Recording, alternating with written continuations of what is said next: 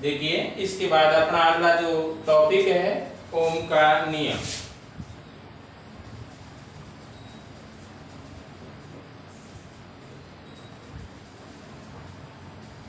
ओम का नियम जो है हमारा वो विद्युत धारा से रिलेटेड है।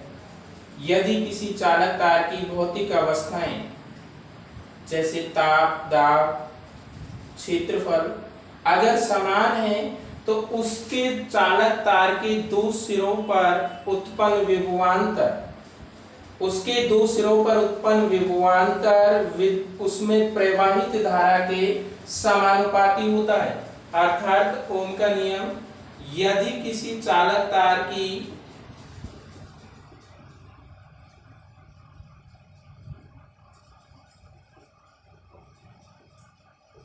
भौतिक अवस्थाएं समान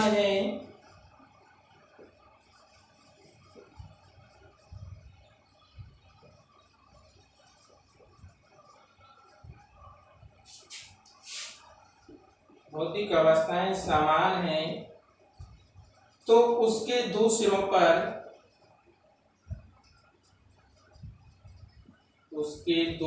पर उत्पन्न विभवांतर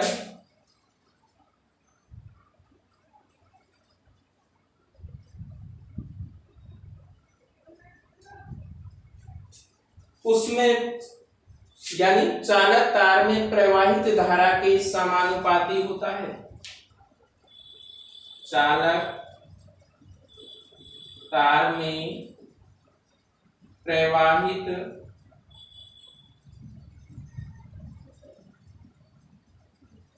धारा के समानुपाती होता है। प्रवाहित धारा के समानुपाती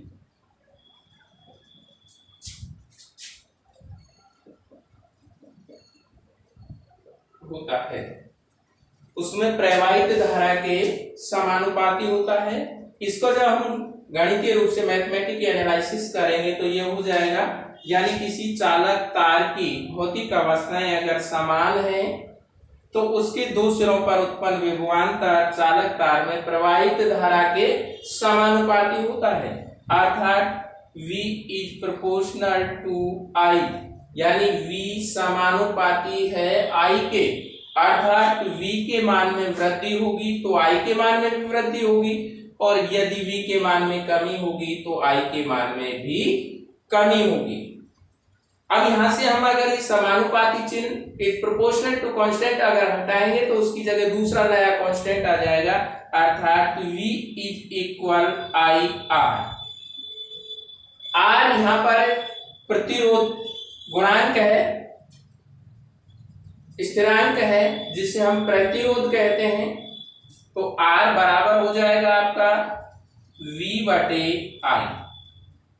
R बराबर V बटे I।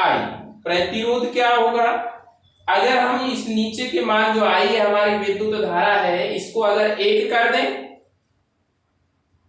तो उसके दो सिरों पर उत्पन्न विभवांतर यानी किसी भी चालक तार में जो प्रवाहित धारा है उस धारा के मान में जो अवरोध उत्पन्न होगा उसे हम प्रतिरोध कहते हैं। तो R बराबर V अपॉन I, यहां से इसका मात्रक निकाल लीजिए, V वोल्ट और I एम्पियर। वोल्ट प्रति एम्पियर, या फिर ये ओम ने दिया था इसलिए इसके सम्मान में इसका मात्रक भी इन्हीं के नाम पर रख दिया गया है, ओम। क्या रख दिया गया है, ओम। अगर हम 1 ओम की परिभाषा निकालेंगे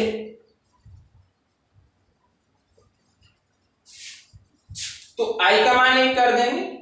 यदि किसी परिपथ में विद्युत धारा 1 एम्पियर प्रवाहित होती है या 1 एम्पियर धारा प्रवाहित करने पर उसके दो सिरों के मध्य उत्पन्न विभवांतर 1 वोल्ट है तो उसे 1 ओम कहते हैं। कितना कहेंगे, 1 ओम। ओम का नियम, यदि किसी चालक तार की भौतिक अवस्थाएं समान हैं तो उसके सिरों पर उत्पन्न विभवांतर यानी कोई चालक तार है उसके हम दो सिरे लेंगे और यदि दो सिरों पर उत्पन्न जो विभवांतर है वो इस चालक तार में प्रवाहित धारा के, जो विद्युत धारा गमन कर रही है, इस विद्युत धारा के समानुपाती होगा। अर्थात यदि विद्युत धारा के मान में वृद्धि करेंगे तो हमारा जो विभवांतर है उसका मान भी, दो सिरों के मध्य जो विभवांतर है उसका मान भी बढ़ेगा, और यदि विद्युत धारा के मान में कमी करेंगे तो दो बिंदुओं के मध्य जो विभवांतर होगा उसका मान भी कम हो जाएगा। अर्थात ओम का नियम, यदि किसी चालक तार की भौतिक अवस्थाएं समान हैं तो उसमें प्रवाहित, उसके दो सिरों पर उत्पन्न विभवांतर उसमें प्रवाहित धारा के समानुपाती होता है, और यही ओम का नियम है। अब इस पर जो आधारित आगे क्या है कि ओम के नियम का प्रायोगिक सत्यापन कैसे करेंगे। ओम के नियम के प्रायोगिक सत्यापन के लिए देखिए,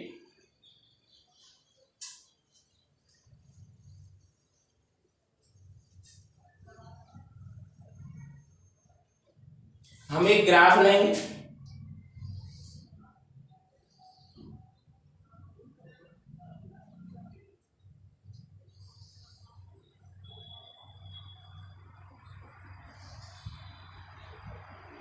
देखिए एक तरफ विद्युत धारा आई लेंगे, विद्युत विभवांतर ले लो चाहे नीचे, विद्युत विभवांतर और विद्युत धारा, ये V होगा, ये I होगा,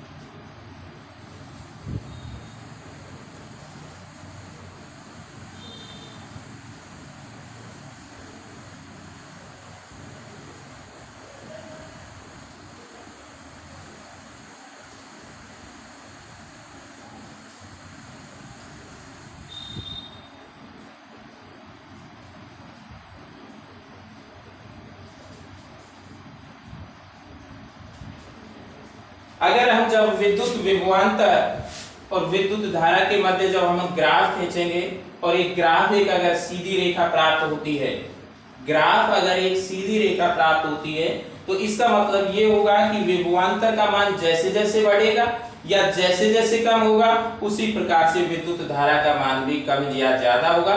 या दूसरे शब्दों में हम यूं भी कह सकते हैं कि विद्युत धारा का मान कम या अधिक करने पर विद्युत विभवांतर का मान भी कम या अधिक होगा। यही ओम का नियम।